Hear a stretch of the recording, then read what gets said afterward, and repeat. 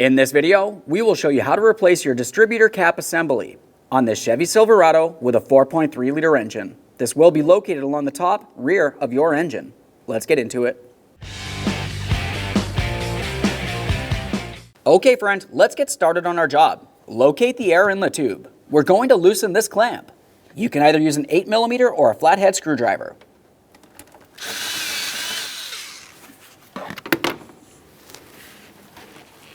Just give this a little wiggle, slide it out of place. A quick inspection, make sure it is still soft and pliable. We'll set it aside. With that dislodged, we can remove our breather hose. Quick inspection, make sure it's soft and pliable. In the center of this area, you'll find that you have a small twist knob. Turn that counterclockwise.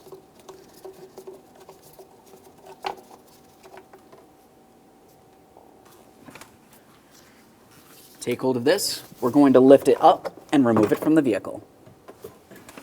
Now that we have that out of the way, the next thing we'll do is cover our throttle body port. We don't want anything falling inside the engine.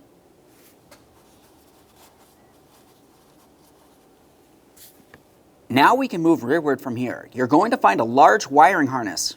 It has 3 connectors holding it in place. Use a small pick or screwdriver to dislodge these. There's one. There's that one. Now this one's on the other side of this AC line. It's the same thing, just pop it free. There we are. Now we can maneuver this around as needed.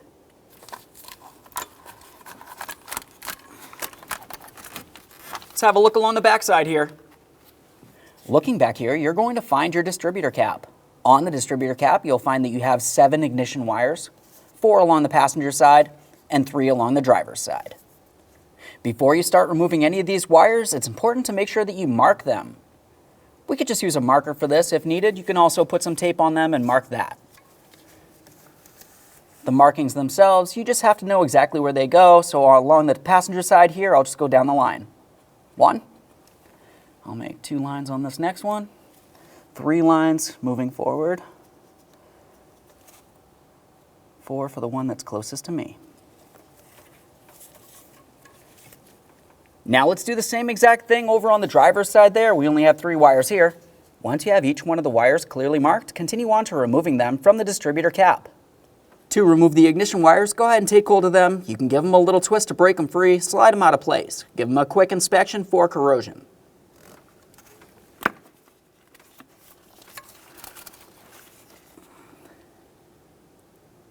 That looks fine. Let's continue down the line.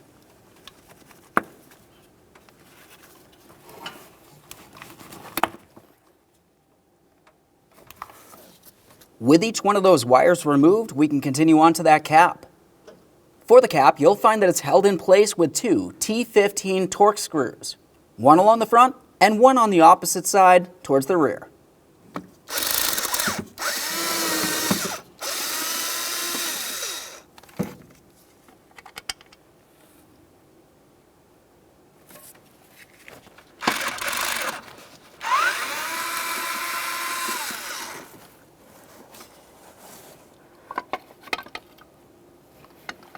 Get this out of here.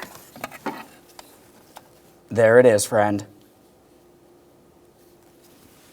Okay, let's prepare to install our distributor cap.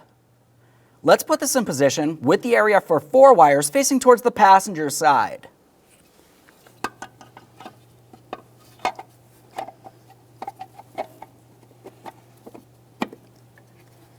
When you slide it down, make sure it feels as though it's completely seated. If it's off kilter even a little bit, moisture could make its way inside, and that's going to cause a major issue.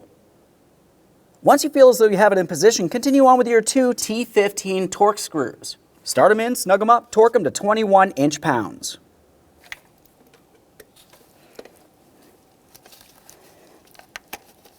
Okay, that one started in. Do the same to the other mounting bolt.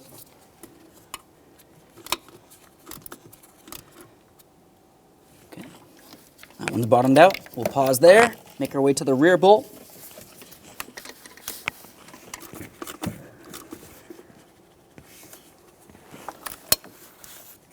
Let's torque these to that 21 inch-pounds.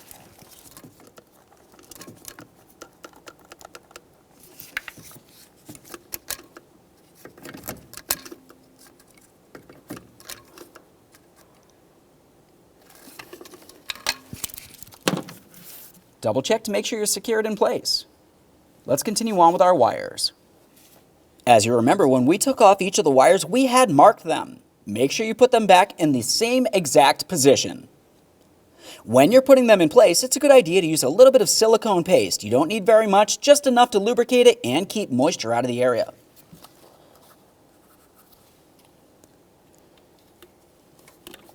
Slide it in, listen for a click, give it a little tug to make sure it's secure. If it slides right off, it's not secured and you're going to have a running condition. Oh, I've got wire 3 here. Don't mix that up.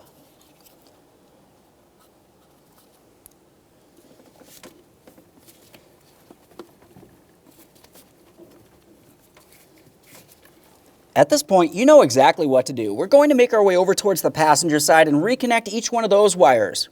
Once again, we're making sure we have them in the proper order and lubricating them.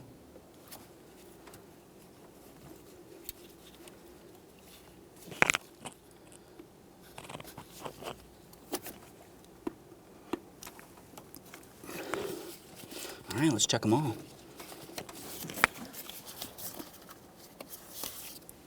Now that we've confirmed each one of those wires is tight, let's continue with the wiring harness. This had 3 mounting points. Once you have it in the rested position, go ahead and lock it down.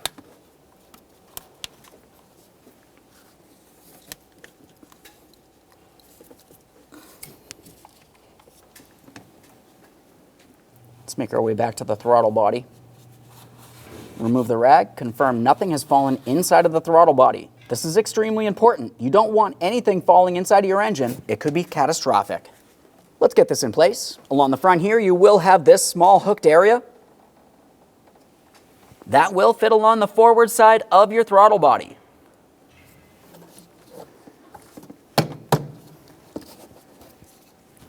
In the center of this area, you will have a mounting stud for this nut to go onto. We'll just go ahead and start it on and snug it up.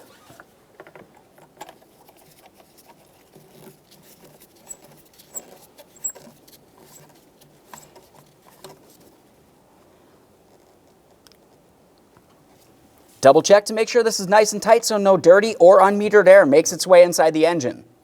Along the backside here, you will have that 1 breather tube. Go ahead and slide that into position. Make sure it's secured as well. If you need a wire tie, go ahead and use one. Time for the air inlet.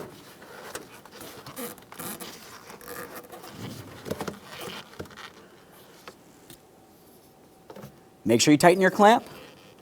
Have the clamp aligned. Use your 8mm.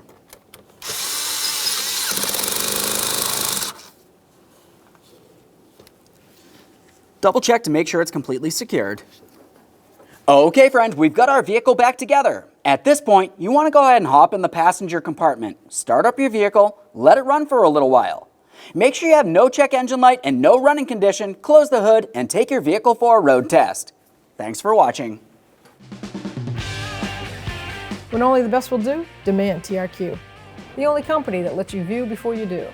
TRQ is committed to offering the highest quality aftermarket auto parts that are engineered for peace of mind. Thanks for using and viewing with TRQ.